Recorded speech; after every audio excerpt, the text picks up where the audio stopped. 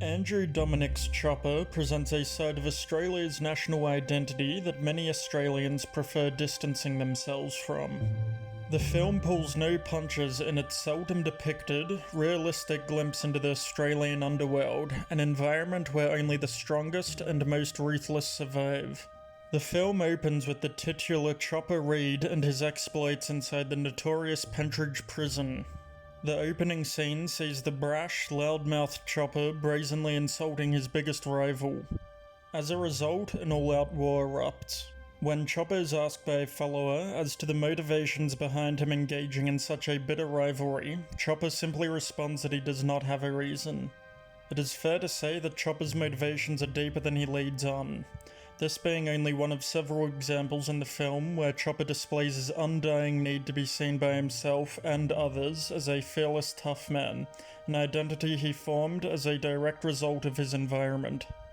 His upbringing, as he describes in his memoirs, was one of adversity.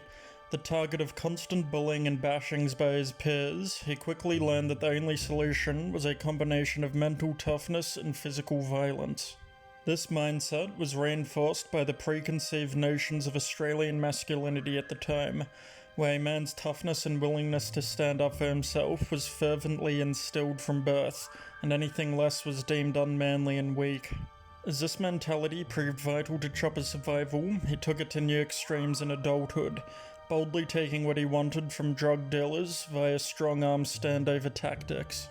This lifestyle would inevitably land Chopper in prison, which only served as a new environment for Chopper to prove himself, resulting in the all-out war for the coveted reputation as the prison's top dog.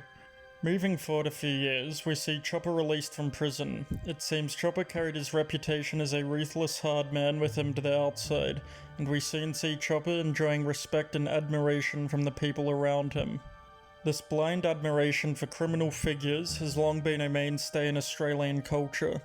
A fine example is the national icon and renowned outlaw Ned Kelly, who also happened to serve as a role model and source of inspiration for the young Chopper Read. This fascination stems from the admiration of figures who simply take what they want without adhering to society's strict rules. Criminals that engage in this behavior are often seen by the law-abiding population as fearless and admirably strong-natured, the same qualities that came to define the meaning of Australian masculinity.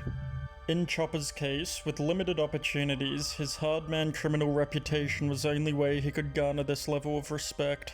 Throughout the film, we see Chopper using this reputation to extort and strong-arm his victims into giving him what he wants. The culmination of these criminal activities sees Chopper shooting a man dead and being sent back to prison. What we discover is that due to the notorious crimes depicted in the film, Chopper has earned himself a legion of fans and media attention. Now the subject of national curiosity and admiration, Chopper was able to kickstart the next chapter of his life, becoming a best-selling author and, for better or worse, cementing himself as an icon of Australian national identity. The film serves as a cautionary tale, a lesson in how adherence to antiquated, harmful gender ideals can be highly detrimental to a person's development. Chopper's eventual notoriety comes at a cost, a lifetime confined to a cold, lonely prison cell, with nothing to keep him occupied other than reflection on his past criminal exploits and questioning whether or not his hard-earned reputation was worth it all.